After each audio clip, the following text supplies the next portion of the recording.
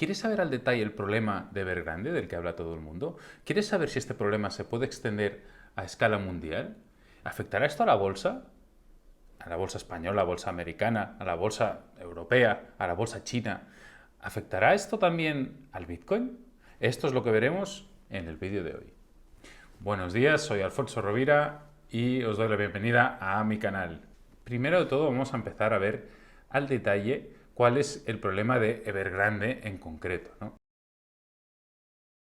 Evergrande tenemos que es la inmobiliaria más grande de China y actualmente emplea indirectamente alrededor de 4 millones de personas en China. Y el problema que tiene, al que se enfrenta ahora mismo Evergrande es que ahora mismo tiene una deuda mayor de 300.000 millones de dólares. Eso, para que nos hagamos una idea, es un 25% más o menos del PIB de España. Para China representa un 2%, pero para España representa un 25%. Hay muchos estados que son más pequeños que Evergrande. O sea, realmente no estamos hablando de una empresita inmobiliaria que está haciendo sus negocietes en China. No, estamos hablando de un verdadero monstruo. Para situarnos un poco más, para ver si el problema es más global, más internacional o más local, también podemos ver a quién debe este dinero Evergrande. Tenemos que debe de estos 300.000 millones, 18.000 millones son a bonos en el extranjero. ¿De acuerdo? Tan solo 18.000, bueno, es mucho dinero, pero sobre los 300.000 es un pequeño porcentaje. Y resulta que tiene 15.000 millones de dólares en tesorería. O sea, tiene mucho dinero en tesorería. Pero ¿qué pasa? Que la deuda es mucho mayor. Y resulta que ha empezado a impagar bonos en el extranjero, no los locales. Recordemos que en China es un gran problema si no pagas deuda local, no así con la internacional, les da igual. Ellos quieren que pagues sobre todo la deuda local. Evergrande el problema que tiene básicamente es que un problema de liquidez se le puede transformar o se le está transformando en un problema de solvencia. ¿Qué quiere decir con esto? Un problema de liquidez es un problema puntual, un problema que no tienes la liquidez necesaria para pagar una obligación en una deuda a nivel puntual. Pero ¿qué le pasa a Evergrande? Que sus activos son muy ilíquidos, o sea, son inmuebles, no se venden de un día para el otro, ¿no? Entonces, tiene que tener unas reservas, que de momento las tiene, son 15.000 millones de dólares, suficientes para pagar esta deuda. Pero es que esta deuda es mayoritariamente a corto plazo. O sea, un 50% más de esta deuda es considerada de corto plazo. Entonces, ¿qué pasa? Que Evergrande no puede hacer frente a toda esta deuda de corto plazo que tiene. Entonces, ¿qué hay? O tiene ayuda del Estado, o tiene refinanciación con los proveedores, o tiene que vender activos para poder hacer frente a esta deuda, ¿no? ¿Y qué pasa? Al vender estos activos, el precio de estos mismos baja, porque tiene que venderlos muy rápido, porque él necesita el dinero ya. Entonces, al bajar el valor de estos activos, resulta que el total de activos que tiene Evergrande no es suficiente para pagar la deuda que tiene. Entonces, aquí es donde el problema pasa de liquidez a insolvencia. Y esto es lo que tiene Evergrande, es el gran miedo que hay, ¿no? Que entre en default y que deje de pagar. De hecho, ya está pasando. Evergrande ya ha dejado de pagar la semana pasada los primeros pagos a bonos extranjeros, no así con los locales, que está refinanciando la deuda. Pero yo creo que al final va a llegar porque es que no puede pagarlo, ¿no? Para que nos hagamos una idea de lo importante que es este volumen también de deuda, tenemos el caso Lehman Brothers, ¿no? Que da un poco de miedo solo que pronunciemos este nombre.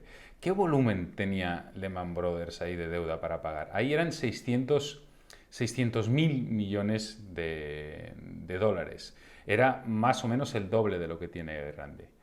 Pero el problema no es esto, el problema son las ramificaciones. ¿Qué pasará con el resto? ¿Va a haber contagio?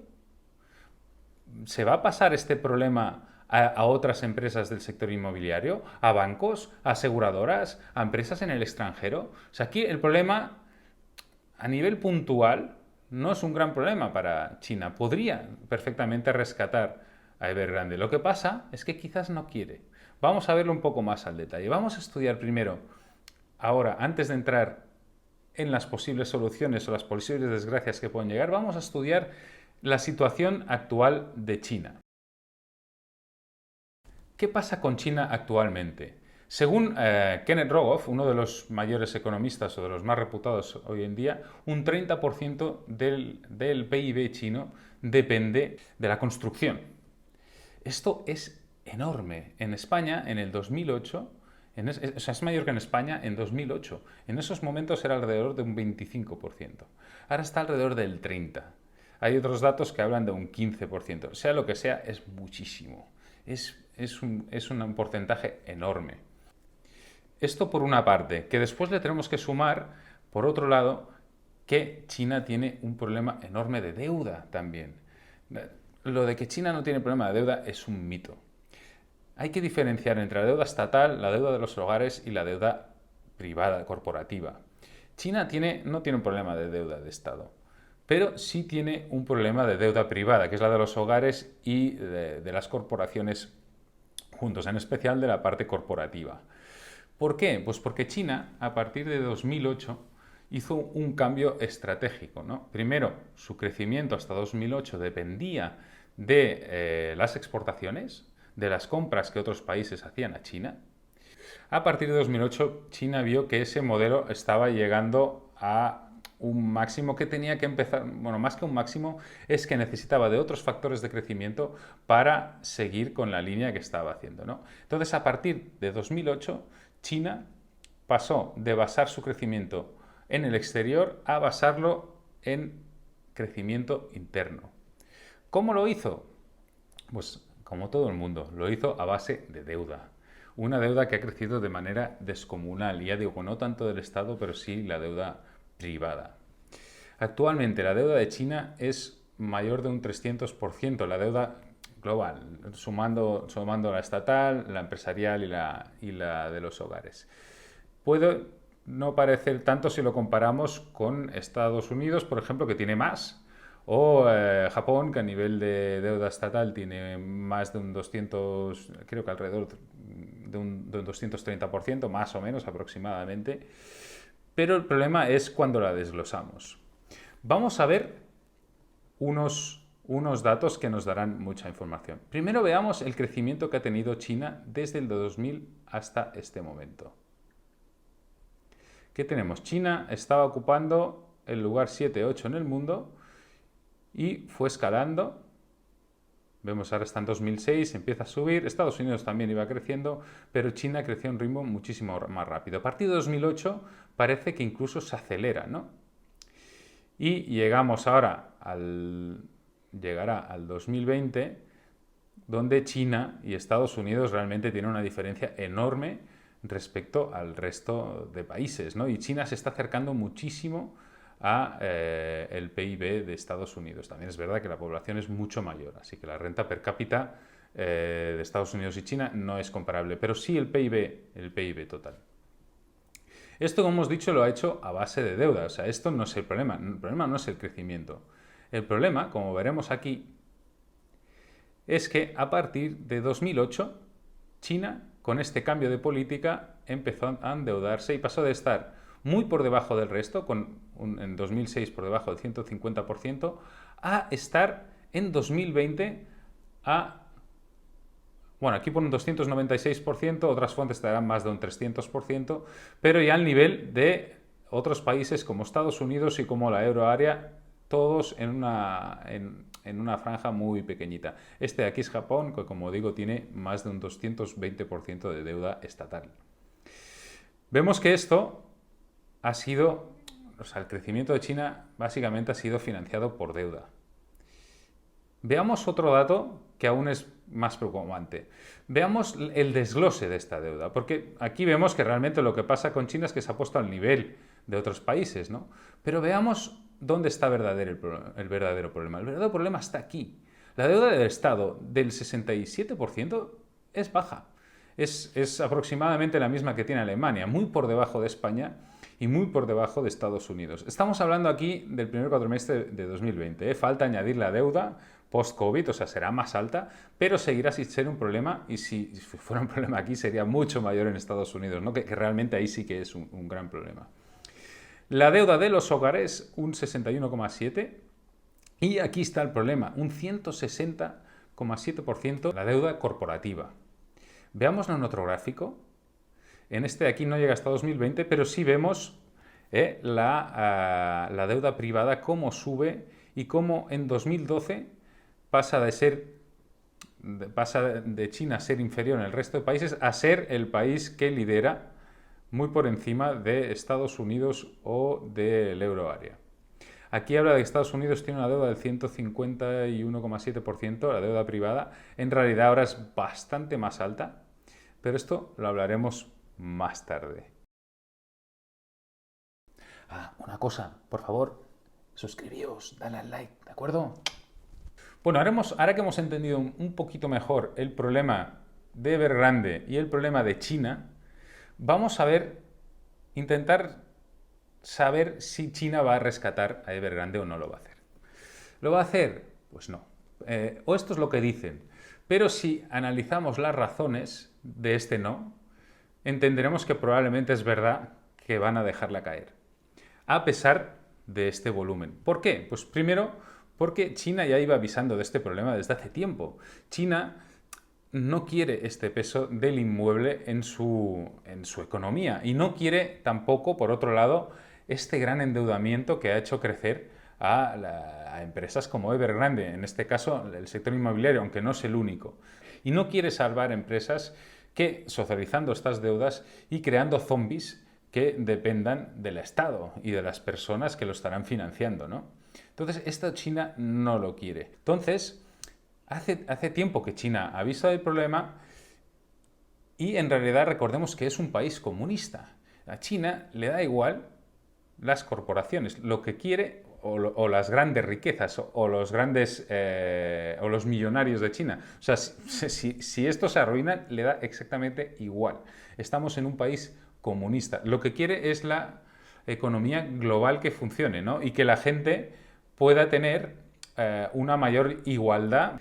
Y esta es la campaña, es otra razón por la que China no va a salvar a Evergrande, es la campaña que ha lanzado de mejorar la igualdad en China, entre ricos y pobres. Claro, si ahora China se pone a salvar a Evergrande, quiere decir que está aceptando que los ricos pueden hacer lo que les da la gana, según argumentos de China, ¿no? Que los ricos o las grandes empresas pueden hacer lo que les da la gana, pueden hacerlo fatal y después la deuda se socializa y lo paga la gente. Eso es totalmente contrario a lo que quiere China o a lo que dice China, ¿no? Que socializar las deudas de grandes empresas, de grandes corporaciones y de grandes riquezas, esto no va acorde con lo que quiere China.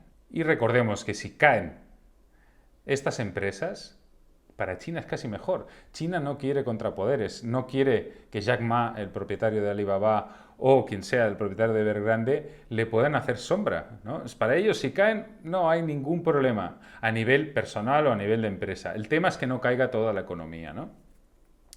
¿Qué más nos puede decir que China no va a actuar en favor, aparte de que ya lo han dicho directamente, que no va a rescatarlo? ¿Qué más nos puede decir que no van a hacerlo? ¿Cuál es el problema principal y el factor más importante por el que China realmente, probablemente, no va a salvar directamente a Evergrande? Pues realmente que es China quien ha creado este problema. O sea, y esto hay mucha gente que todavía a lo mejor no es consciente, es un problema creado por el gobierno chino, expresamente para pinchar una burbuja inmobiliaria y de deuda antes de que se haga más grande. ¿Cómo lo han hecho? Pues impidiendo que estas empresas con alta deuda se endeuden todavía más. O sea, es China el que ha creado este problema. Bueno, problema entre comillas, o sea, lo que quieren es evitar que el problema se vuelva mayor. Entonces dicen, tú ya no te puedes endeudar más, si te tienes que hundir, te hundes. ¿Por qué lo hacen? Pues que no quieren que este problema de deuda se vuelva insostenible y sí que entonces sea un problema sistémico, por lo menos para China y probablemente para el resto del mundo, ¿no? Entonces, sabiendo que es el gobierno el que lo ha hecho, tenemos que difícilmente vaya a hacerlo. Sí que van a hacer acciones de otro tipo. Por ejemplo, han inyectado, me parece que eran 15.000 millones de dólares la semana pasada para que no hubiera contagio a otros sectores o al resto de la economía. O sea, sí que quieren hacer acciones diferentes, no rescatar a Evergrande, pero sí hacer otras. También, por ejemplo, quieren recomprar quizá, a lo mejor sí que recompran propiedades a Evergrande o hacen que otras empresas inmobiliarias recompren las propiedades de Evergrande para que éstas sean acabadas, las obras inacabadas, y puedan ser entregadas a la gente. Esto sí que China va a ir con cuidado. La gente que ha comprado una propiedad, China quiere que reciban esta propiedad. Bueno, sí que podemos sacar de pequeña conclusión del rescate o no rescate de China. Pues que China en realidad quiere bajar la deuda y bajar el precio del inmueble para hacerlo accesible también. Porque quiere disminuir esta diferencia entre ricos y pobres, o que todo el mundo tenga acceso a una vivienda. Entonces, realmente, si a ellos cae Evergrande, siempre que no afecte a otras partes de la economía, les parece perfecto. Y a nivel global, ¿qué representa? ¿Representa un problema Evergrande a nivel global? Bueno, si lo vemos de manera puntual, pues podemos decir que no es un problema, porque 18.000 millones de dólares, aunque nos parezca mucho a nivel mundial, son fácilmente absorbibles. Entonces, ¿ese es el problema? No. El problema es que ¿qué pasa si Evergrande se lleva por delante a otras? ¿Y cómo podría ser? O sea, lo que quiere China, vale, está muy bien. Lo que está planteando China es vamos a reducir deudas, si cae Evergrande cae, vamos a intentar controlar lo otro. Pero es muy difícil, porque ¿qué pasa siendo la inmobiliaria más grande de China, con más de con alrededor de 1.000 proyectos en construcción que no están acabados por entregar? Que Evergrande, si empieza a sacar al mercado, ¿qué es lo que está haciendo? A precios más bajos está reventando el mercado.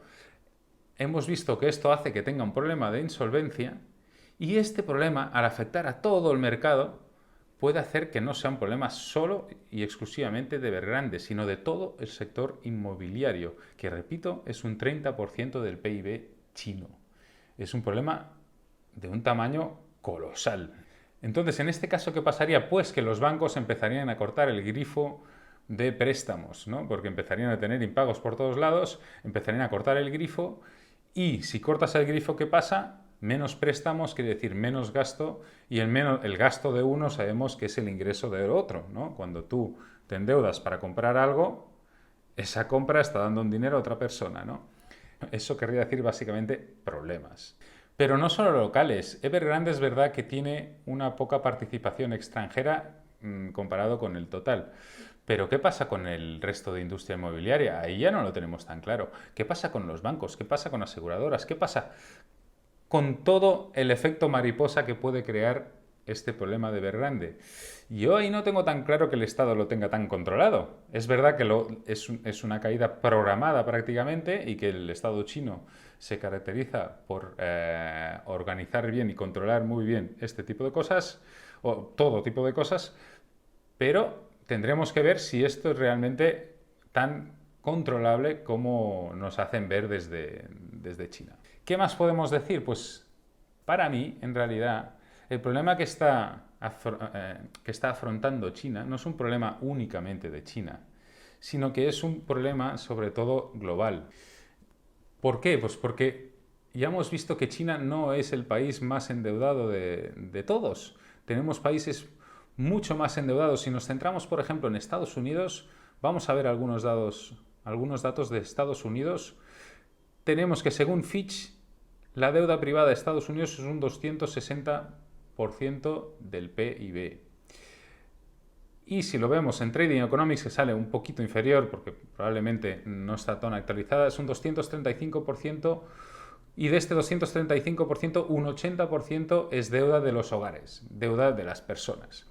Si quitamos ese 260, le quitamos un 80, tenemos que Estados Unidos tiene una deuda privada también del 180%. Está incluso por encima de lo que tiene ahora mismo China, que es alrededor del 160%, según estos datos de aquí. Entonces, ¿qué quiere decir esto? Pues que el problema de Evergrande quizá no es el único que veremos a nivel global. Y con esto pasamos a la fase de predicción. ¿Cómo veo yo el futuro y qué preveo que puede llegar a pasar? Vamos a hacer un poco de pitonisa Lola, ¿no? Lo que estoy diciendo ahora no quiere decir que vaya a pasar, por supuesto nadie tiene una bola de cristal, pero ni tampoco lo toméis como un consejo de inversión, porque simplemente es mi opinión, ¿de acuerdo? Pero ¿cómo lo veo yo ahora mismo? En inversión es difícil, no hay la bola de cristal, como digo, pero las cosas es como un gran engranaje, que es el mercado global, que tiene diferentes engranajes que funcionan por separado, pero que al final, por arte de magia, parece que vayan en conjunción hacia un mismo sitio, ¿no? Es algo orgánico, como os he dicho en otros vídeos. ¿Y por qué digo esto? Pues porque ahora tenemos que Estados Unidos, vayamos a Estados Unidos, que es la potencia mundial, ¿no? Y es a quien China le quiere disputar esta supremacía. ¿Qué le está pasando a Estados Unidos? Bueno, y en el resto del mundo en general. Pero en Estados Unidos, ahora mismo, después del COVID y durante el COVID, se podría decir, desde que apareció el COVID, Estados Unidos ha imprimido una burrada de dinero. Ha empezado a imprimir y a endeudarse todavía más, ¿no? Ahora, esta impresión de dinero está creando una inflación que ellos preveían transitoria, pero ahora quizá no la están viendo tan transitoria, ¿no? Ellos decían, no, es algo transitorio, no, es simplemente por temas de logística y no tiene nada que ver con la impresión de dinero.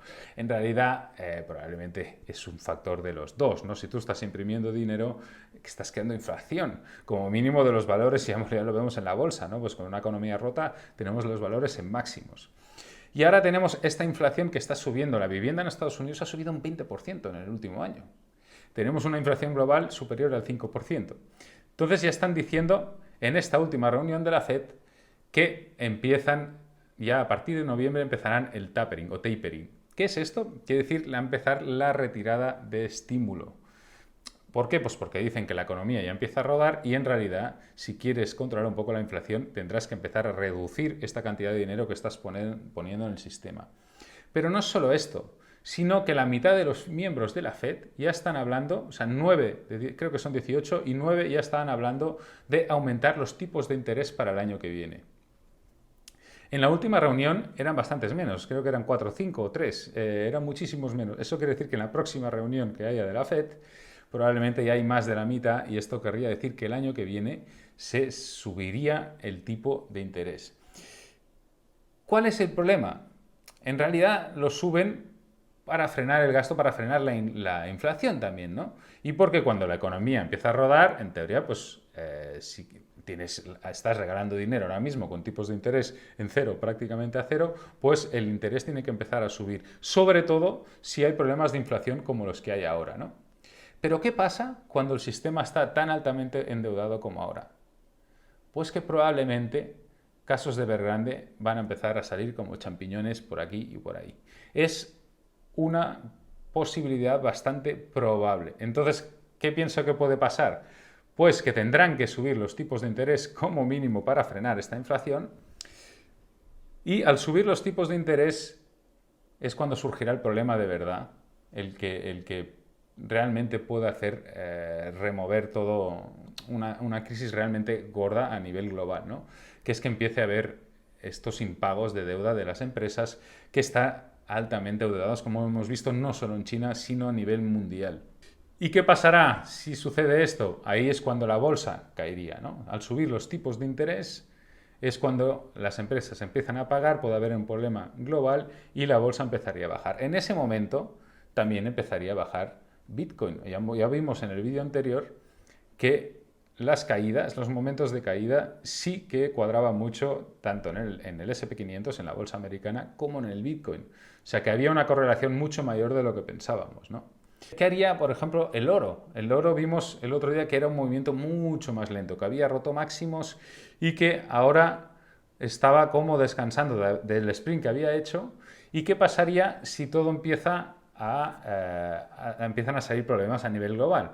Pues probablemente que el oro ahí es cuando demostraría su mayor valor como valor refugio, valga la redundancia. Yo pienso que ahí es cuando el oro aceleraría más. No quiere decir que no empiece a subir antes, pero si la gente ve problemas, ¿dónde te vas? Oye, el Bitcoin está sobrecalentado, cae también con la bolsa y cae mucho, porque el Bitcoin cuando cae, cae fuerte y probablemente vendrá de una subida bastante fuerte, si se cumplen las predicciones de ahora.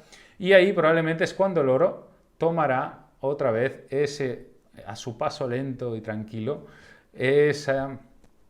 ese ritmo de subida de valor refugio en tiempos de inestabilidad. ¿Quiere decir esto que pienso que las criptomonedas se van a hundir? No, pienso simplemente que las criptomonedas van a seguir sus ciclos normales. Cuando caiga el SP500, cuando caiga la bolsa en general, caerán las criptomonedas.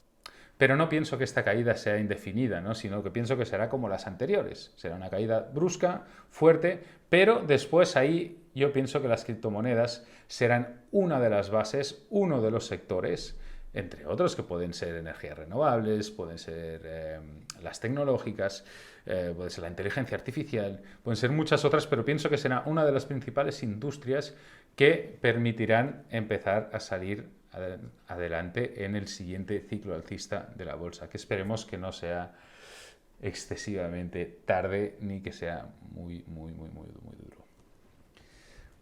Bueno, eso es todo por hoy. Muchas gracias por todo. Acordaos, darle al like, suscribíos y nos vemos en el siguiente vídeo.